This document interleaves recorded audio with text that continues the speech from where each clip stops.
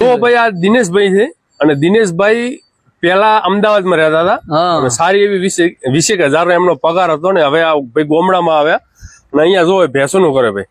તો ભાઈ તમારે એવી તો શું જરૂર પડી, તમે મોટી સિટી છોડી ભેંસો પાળવા આવ્યા તમે? મોટી સિટીમાં તો ધણી આપડે 10 થઈ છે, હોય કોઈ ધણી જ નહીં. ધણી જ નથી એમ? ના તો હોય તો કેમ ધણી? આ બધા છોકરા બહેરા છે ઈ ખરા, પણ એ આવવાના તો હારામાં હારું કે યાર એમ. અને પેલા હાલ તો બીજા ધણી થઈ. તો અમદાવાદ કરતા શું તમે? ડ્રાઇવિંગ કરતો હું. એટલે મોટો ખટારો વાગતા? ના, ગાડી સાહેબ ની ચલાવતો, સીટ ની. અચ્છા, વીઆઈપી ગાડી ચલાવતા? વીઆઈપી ગાડી. કેટલો પગાર આપતા? 20,000. 20,000 પગાર આપતા.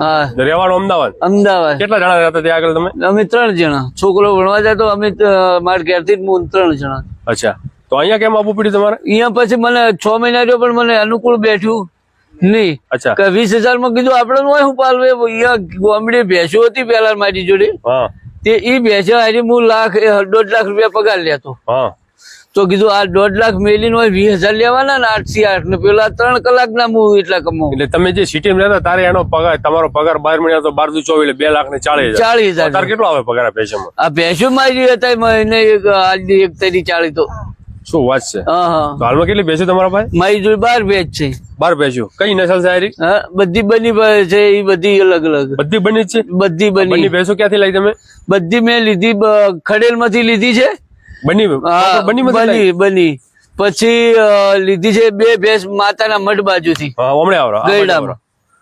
અચ્છા, 2 ભેંસો તમે એટલે ટોટલ 12 ભેંસો લાવી? હા, 12 ભેંસો. પેલા તમારો પગાર હતો 2,40,000. 20,000 આપતો, એમાં તમારે ખાવાનું પીવાનું રહેવાનું ભાડું બધું આવી ગયું. તો હાલમાં તમે તો સારું એવું સમજી લો કે હાલમાં દૂધ કેટલું થાય તમારું? મારું થાય છે 110 જેવું. 110 લીટર. મહિનાનો પગાર કેટલો થાય? મહિનાનો થાય 30 થી 40 વચ્ચે. 1,30,000 થી 1,40,000. અડધો વધતું છે ને તમારે? અડધો વધે.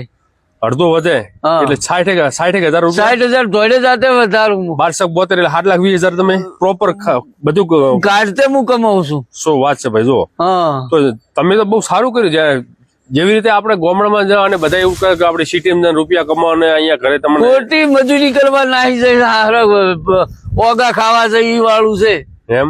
તો પછી તો તમે આ બધી જે બની ભેંસો અમે જોઈ રહ્યા છે બધી અહીંથી ખરીદી તમે? આ ખરીદી આ 10 વર્ષે હું તો મારા જે કાકા બાના છે, છોકરા અમુક મારા ભાઈબંધો છે, બધા અમે બની ખડેલ કચ્છમાંથી જ લેવાની, કોઈ આજુબાજુથી ભેંસ લેવાની નહીં જ.